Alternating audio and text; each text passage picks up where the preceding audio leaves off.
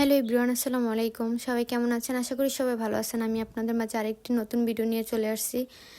আশা করি ভিডিওটি আপনাদের মাঝে ভালো লাগবে। এই কেকটি ছিল ভ্যানিলা ফ্লেভারের মধ্যে 1 পাউন্ডের। এই কেকটির ডিজাইন আমি আরও আগে একবার করেছিলাম, ওটা ছিল পিঙ্ক কালার মধ্যে, এটা পার্পল কালার মধ্যে করেছি। একটু ডিফারেন্ট করেছি যেন দেখতে ভালো লাগে।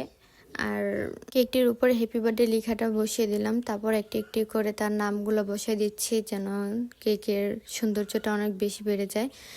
আসলে যখন কেকের ডিজাইনগুলো করি, যে কেকগুলো বেশি সুন্দর হয় আমার কাছে অনেক বেশি ভালো লাগে। কেকের সাইডের বর্ডারটা পাতার নজলটি দিয়ে কাজ করে নিব। কথা বলতে বলতে কেকের কাজ অনেকটাই শেষ করে ফেলেছি। আর যারা এখন আমার কেক টেস্ট করেনি তারা যদি আমার কেক অর্ডার করতে চান তাহলে পেজে ইনবক্স করতে পারেন।